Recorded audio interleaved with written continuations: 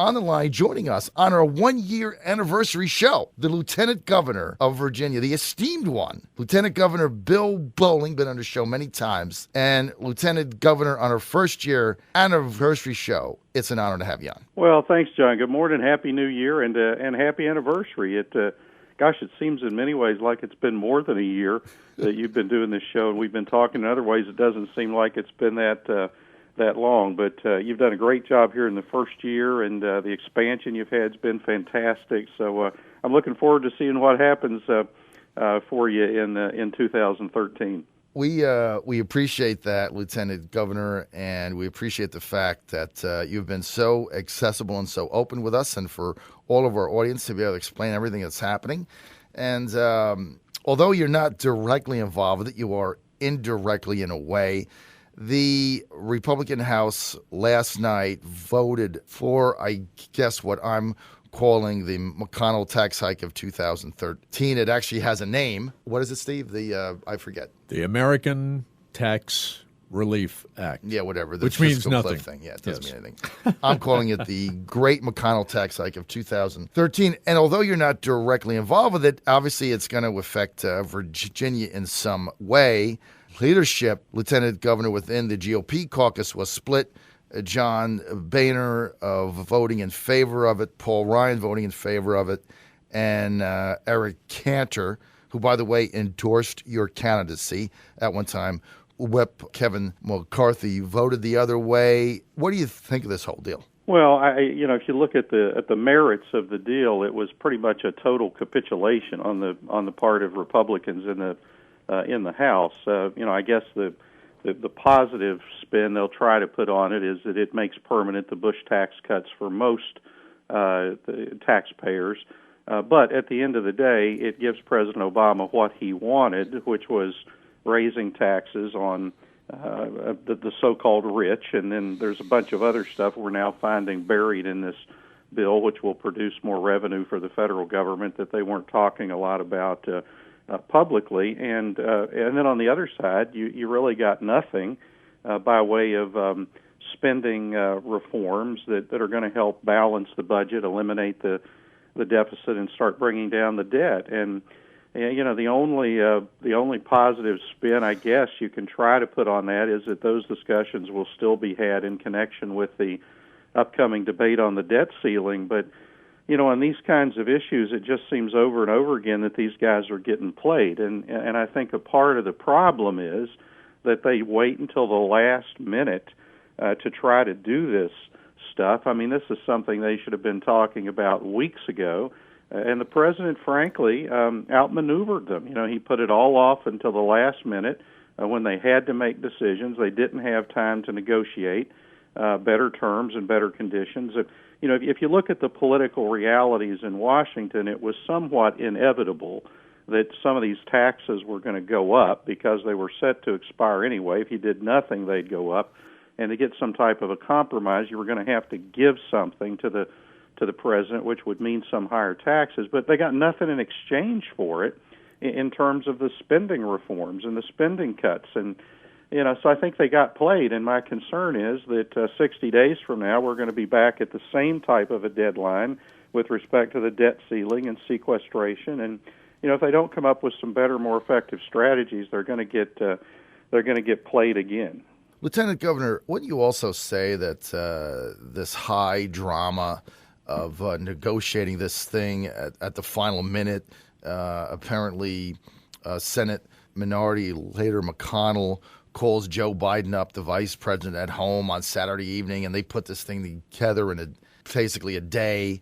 As you said earlier, we knew about this for weeks after Obama won. Why does it come down to the final 9 hours on a Saturday between McConnell and Biden? I don't understand it. Yeah, well, I think there's two reasons for it. Number one is it's a reflection of just the total dysfunctionality of Washington right now, the inability to really come to an agreement on anything, because everything is, so wrapped up in these rigid ideologies and hyper-partisan politics and the like. I mean, that's a part of it. But the other part of it is, and it would be interesting to have been a fly on the wall inside the White House during some of this stuff. I think it was a strategy on the part of the president. I think he knew that if they had been engaged in serious negotiations earlier, that he was going to have to give up something in order to get something, and he didn't want to do that. You know, he wanted to deal with the tax side, the revenue side of this equation. He didn't want to deal with the spending side. So he waited until the last minute when the clock was on his side and put the pressure on Republicans in the Senate and in the House to give him what he wanted without giving up anything in exchange. So I think a lot of it was just a strategy, and if they allow him to continue to play these same kinds of strategies over and over again, they're going to continue to get played on these issues, and you're going to end up with deals like this one that basically gave the president what he wanted on the revenue side. We got nothing in exchange on the spending side. And look, the biggest challenge facing the country today isn't that Washington doesn't have enough money. The biggest challenge facing the country today is that Washington spends too much money, spends more money than it takes in. That's why we have these massive deficits and debt. That's the biggest challenge facing the country today. And this bill does absolutely nothing to address that. So we gave the president what he wanted. We got nothing in exchange by way of spending reforms. And, that's the reason why I think you saw, I think every Republican in the Virginia congressional delegation opposed the bill. I think that they did the right thing. They should have, played this thing out a little bit, put some pressure back on the White House, and then maybe they could have come up with a more global bill that addressed not just revenues but also spending. Well, I think at the end of the day, they didn't do anything, and that's what has many people like me and other conservatives scratching their heads. Now, let's go to the GOP for a second.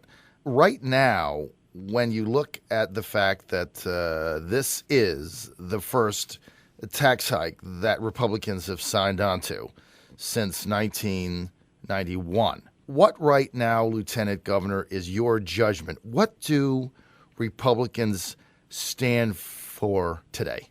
Well, first of all, let's put that in its proper perspective, and I'll go back, John, to what I said earlier. The reality in this entire drama that played out over the course of the last few months, the reality was that if you look at the political dynamics and the posture of the legislation, the reality was that some taxes were going to go up. Had you done nothing, the Bush tax cuts would have expired, taxes would have gone up for everybody.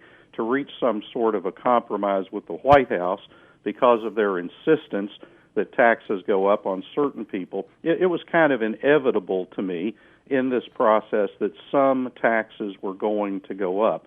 So, that's not the piece I'm most critical of. It's not the piece I'm most concerned about. I wish taxes had not gone up for anybody, but I think that was somewhat inevitable just given the nature of the issue the Congress was dealing with and the manner in which it presented itself. The bigger issue is that if you were going to concede that point, you got to get something in return for it. Yes. And the something you have to get in return for it needed to be a meaningful effort to deal with spending, to deal with the deficit, and to deal with the debt. And had this been a global package that dealt not just with the revenue issues, but also with spending, with the deficit, with the debt, with entitlement reform, I think you would have seen almost all Republicans in the Congress supporting it, because that's the kind of a comprehensive effort that the issues as well as the circumstances that confronted the Congress, inevitably I think would have led to. But what happened in this deal, and what concerns me the most, is they gave the White House what they wanted on the revenue side, and they got nothing in return. They got absolutely nothing when it came to spending reforms. And in fact, and again, there are pieces of this bill still coming out, but when you look at it, not only does it not help the spending problem, it makes the spending problem worse because there's new spending embodied in this bill. So they gave up on the issues the White House wanted. They got nothing in exchange. That, to me, is kind of the bigger issue here. And the only thing they have said in response to that is, well, we'll deal with these other issues when we get to them in connection with the debt ceiling and sequestration and the like. And, based on what I've seen so far, I have no confidence in their ability to do that. So I think there's going to have to be a dramatically different approach taken, or 2 months from now, my fear is we're going to be up against another deadline and they'll capitulate again. Exactly. They'll agree to raise the debt ceiling and still get nothing Right. by way of meaningful spending reform. Unbelievable. Lieutenant Governor, about 3 weeks ago, you traveled to Danville, Virginia, to announce your opposition to lifting the ban on uranium mining in Virginia. Now, some people thought that was a surprise move because it does not coincide with job creation on the surface. But part of the statement you made was that it would actually have the opposite impact. Can you elaborate on that? Yeah, well, it's a tough issue. I mean, there's no question but that if we proceeded with uranium mining in southern Virginia, that it would have some economic benefit for the region. There would be some capital investment, there would be some job creation, there would be tax revenue generation for the localities in the region. And there's no question about that. I think the proponents have made a convincing case that there would be economic benefit to uranium mining. But that's only half of the equation. Ultimately, as I tried to look at this issue, there were 3 reasons that caused me to believe that it was not the right course for the Commonwealth. And one of those, ironically, had to do with the economy. A lot of existing businesses that I talked to in the region told me that they felt that having active uranium mining operations in the community would make it more difficult for some existing businesses to actually survive.